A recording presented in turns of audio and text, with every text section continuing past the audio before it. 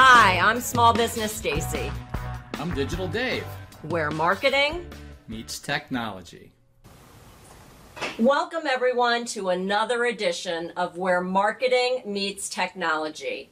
I'm Small Business Stacy, your host, here today with Jody Rappaport, owner of My Big Finds, located in Market Square in the Kentlands in Gaithersburg, Maryland. Welcome, Jody. Hi, how are you today? Oh, I am great. We are filming this today in Jody's store, and I feel like a kid in a candy shop because there is just so much fun stuff that is so nostalgic. It dates back. I saw this camera. Check this out. Like, this is how people used to take pictures. I don't even know how this worked. Do you know how it works? Not so well, but a lot of people come in and tell me all about it, and then it brings up their history and family, and that's what everybody loves about this place. Great. Well, I want to hear more about you and your story, Okay. but I always like to open my interviews up with some fun questions so we can get up to know a little bit about you. Okay. So I have some fun questions. Are you ready? I'm ready. No right or wrong answers. Okay. Let's see. Would you say winter or summer? I actually am a fall girl. Oh, a little bit Less in between. frizziness for the hair. Okay. And Yes, I like the, and I like the changing of the trees. Okay, great. Beer or wine? I guess wine. Yeah, so well, red or white? Oh, only white. I'm kind of a dessert wine. Again, the sweet tooth. Okay, all right. And would you say drawing or picture? No, I said that wrong. Drawing or painting? Oh, okay. I'm thinking painting. I took one of those classes recently, and it was a lot of fun. And you know, you don't realize what you can create. With all You those can colors. paint with wine, right? One of those classes. Exactly. In the fall. That's right. Only in the fall. All right, great. Well, Jody, did you grow up one day and say, I want to have a store on Main Street? No, not at all. I definitely did not. Well, then tell us a little bit about your backstory and how you came to be here in the Kentlands. Okay. I grew up in Long Island, and I am one of 3 children. I don't think I ever got interested in this stuff until my late 20s. You know, I don't know if people figure out what evolves, but I almost thought like I was an old soul because I was always drawn to, it started with costume jewelry, and then when I got married, I wanted to have like an antique ring. It was very important to me to like figure out whose it was and like the way it was set, and things were made so much better back then, I think, and had so much detail. So that's where my love started, and then it became going to flea markets and checking things out, and then it became, you know, I have to have this, not like I needed it, and then it started to collect, and so I started buying things even though I knew I didn't need them, but it would be great for somebody. Right. So then I had a garage full of that kind of stuff, unnecessarily. So I worked in corporate America for 24 years. In the same industry, brokerage industry, very math oriented and Wow. very white collar. I loved it. I, grew up in that. It's something that'll help me for the rest of my life, learning how to send your kids to college or retirement. So I'm very thankful for that. But it was just getting to the point where everybody was buying each other out, and every industry kept changing, and we all have experienced that, whether it's for ourselves or someone in our families. And I just felt like I wanted to be my own boss. I always thought I knew everything better than everybody else, but we all probably feel that way. I don't like always reporting into somebody. So I had this opportunity to try not working, which I literally did since I was 14 years old. Wow. You know, I worked in a bakery with my working papers, Okay. and I was a working hard kid. So this was like an opportunity for me to kind of do something relaxed. Well, look at me now, not relaxed at all. I stand on my feet all day. I found this space where I thought I would paint in the back and I would sell stuff that I made up front. And I just kept getting people coming in the store, and I tried it for 3 months, and I found that I'm also a people person, so it became getting to know their story and their background, and then you build relationships. So I was like, this can't end yet. So I kept going, and now it's been a year, a little over a year. And I expanded, not just doing painting furniture and old things, but added a mix of gift stuff and newer stuff that companies make that look old, maybe not as expensive as vintage. Right. So I guess looking back, I probably answered too many of your questions in one statement, but started recognizing things that I liked, and then since there's no corporate coming down telling me what to do, I could really go and try and buy anything I wanted, but I also had to reflect and think what other people liked, and started asking that question as people came up. Wow. So I'm sure that those of you out there on Main Street can relate that standing on your feet, running the day-to-day of the store, doing it all, that Jody's definitely doing it all. I love that everything that she has in her store, she said some very key things, that she tweaked it to find exactly what her customers were looking for, that it wasn't necessarily what she liked anymore, that she had to kind of change it for what her customers were looking for. And very importantly, that she was building a relationship. Yes. Because we don't want people just coming in and leaving. That's called a transaction. Right. We want to build relationships. So if somebody does come in and you're listening to their story and you're building a relationship, do you do anything special to expand on that relationship and bring them back again? Well, I could probably be doing some things better. There's some technology things that I need to create and do. Even doing, birthday things or ways to reach out to people. But currently I am in the middle of, hi, how are you today? We are obviously filming in the store, so there's people, and you're okay. fine. Okay. Please, we have another associate here to help you. And I do a lot of events. So come seasonally, like on first day of spring, I'm going to be giving out flowers or plants to everybody so they can plant for the first day of spring. I do have an email list where I send that out. Good. I do events. I did a big candy bar and a celebration, which you were thankfully a part of. And so a lot of my regulars would come out and take pictures of me, and they always wanted to support me. I had some people come and bring me flowers earlier in the day to celebrate the 1 year. It was a very community feel, and I try to do things that do that. A lot of times people come in with their kids. I have little gifts for the kids to play with, so that either it's a lollipop or it's a little toy just to keep their hands busy. So there's a little things, and I think I always introduce my name, and we always work hard to greet and say goodbye. Yeah. So I think it becomes more of a, I saw you come in, I can't wait for you to come back, get their name, and try to ask it again the next time. Even if I don't remember it, I will say, I'm so sorry, but I remember you, or if I can remember part of that story, they appreciate, oh yeah, we did talk about that. So sometimes I get emails too where they'll show me the finished product and share how they hung it up, or somebody used it for their wedding. And so again, that's that relationship part that I love. Wow. Guys, there was a lot of nuggets in there. She told me before we started, I don't do any marketing. Not officially, I guess. I could do better. Yeah, she did. I definitely know that she does a great job of events, because she had a customer appreciation event during the holidays to celebrate her 1 year anniversary. Yes.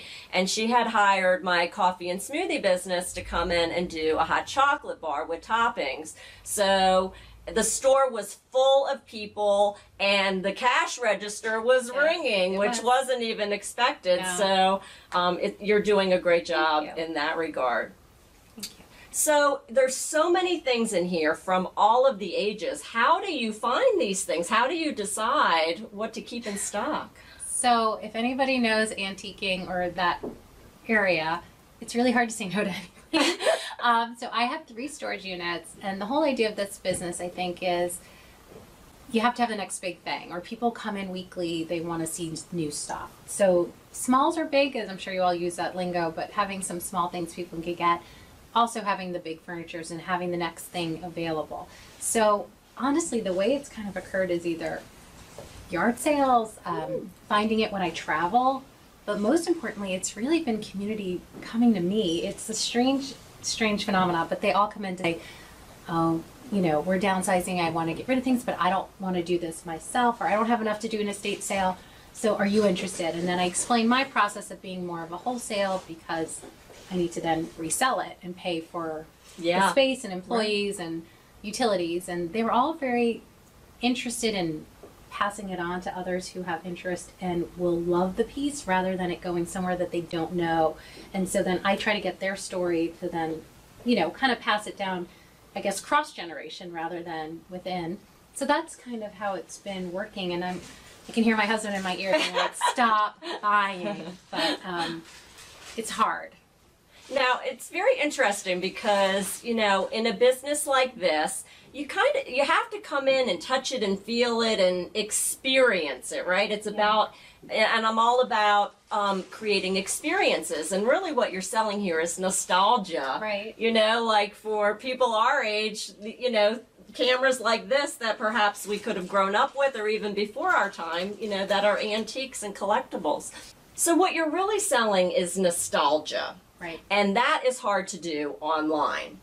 So I recently I read a story the other day about how Michael's Arts and Crafts, I'm sure you've heard of them, they do not sell anything online, which I found very unique. They are only brick and mortar storefront. And they say their reason is because they want to build those relationships. You have to come in and touch and feel the crafts, and every week they change their storefront so that every time somebody comes in, it's a new experience, which I guess is what you're alluding to. Do you sell your products online? So I do some. For example, being in this environment, every day somebody comes in and is like, I didn't know you were here. How long have you been here? I put flags and I try to put some furniture and things outside to draw attention, which works and people love it. But if they're not driving through this area, hence one of the things I could market better in that category. But there are some people that are looking for certain items, dining room tables, entryway tables, that they don't know that that's something I can carry for them. And if they're looking for it, they might be looking at set stores. So I have been doing Craigslist and some other online sources.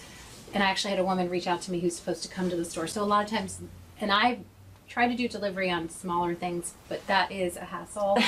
So they come here and that gets them in the door to then look at other things. Right. And I've had somebody here from Glen Burnie, Maryland, which is a good 45 minutes away.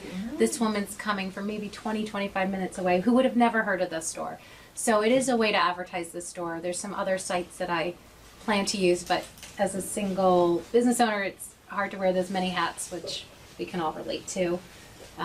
But that's actually worked well because it doesn't cost anything. You just have to reload them when they expire. But for me, if I sell something and I don't have to share it with the company who's posting it, it's a great way for me to get new sources in here. Right. And it's more really for the larger, more expensive pieces. I usually do it for anything 150 and over. Right. That is a great strategy. So it's almost omni-channel. It's sort of using online marketing to then drive traffic into your store. Yes. Now, do you do anything on social media? I'm Instagram. My big finds come like me. Okay. And I have a Facebook, and then a lot of times I will, when I post something that I think looks good or it's the right amount of time, I'll boost that post. If anybody's done boosts in Facebook, I think they're harmless. It's a few dollars, maybe 10, and you can figure out what audience and location you want that to affect. Very good. Yeah. All right, so she's done a lot of marketing. Is there one particular strategy that you feel works best for you? I actually just, there's a magazine called Consumer Eye, and it's a local, simple magazine that goes out. So I just started, I did that this month. It hasn't even gone out yet. And that was one of my goals for 2017 was to try a little physical advertising and see if that makes any other difference. Okay. I'm still trying to figure out how you track those strategies, and I haven't really gotten to that level yet. So I'm thinking when I try to do more of this, send out the birthday thing or something. But a lot of times I do, my email will have a $5 coupon, and that's how I know they're getting the email because a lot of them use it. Right. It's not a lot of it. It's not a huge discount, but it gets them to read the email. And then I really should ask them to, I think I've just got a new strategy, everybody, while we're doing this. If they send it to 2 friends, maybe sharing, I can do something where they get a bigger discount. Absolutely. Yeah, I've seen that done. I'm going to try to do something social like that. sharing. So thank you for making me think there about you it. go. Social sharing. So in here, is there, one particular item that is the most popular that people tend to look for, or what would you say? I'd say it's small items.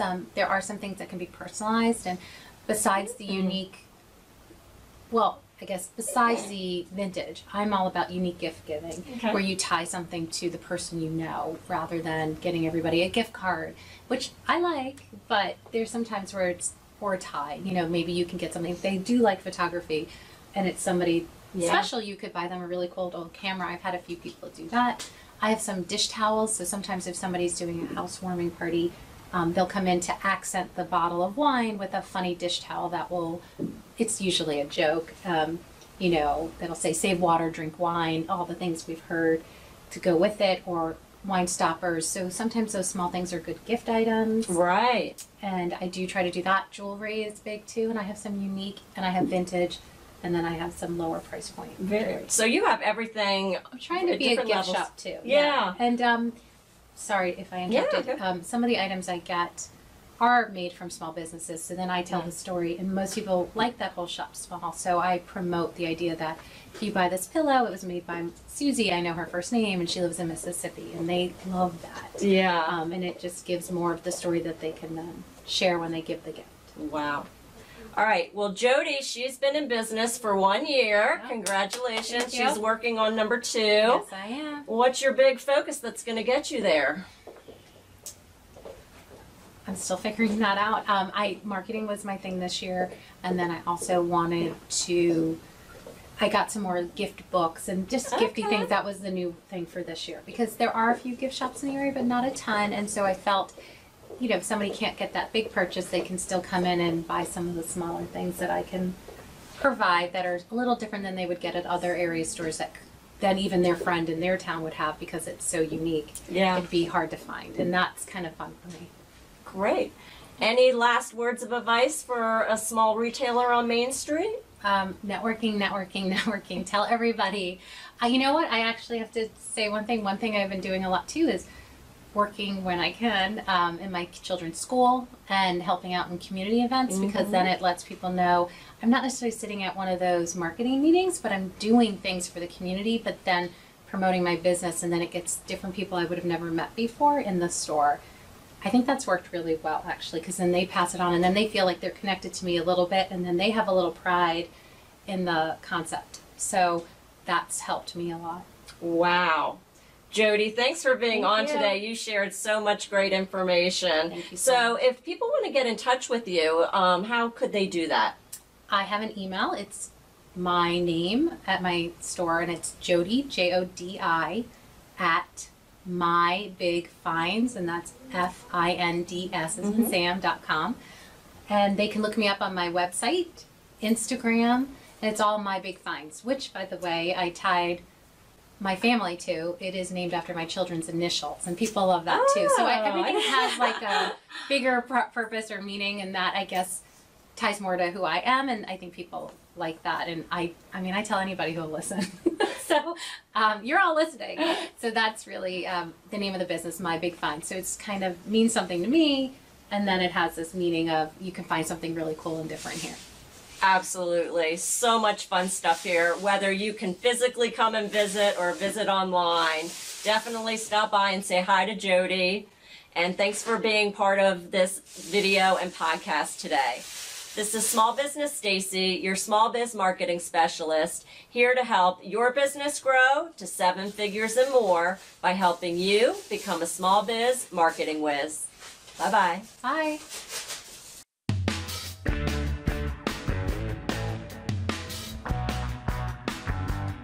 This podcast was brought to you by Small Business Stacy, the small biz marketing specialist. Want to grow your business more in the next 30 days than you have in the past 3 months? Get your free marketing plan at smallbizmarketingspecialist.com. That's small, B-I-Z, marketingspecialist.com.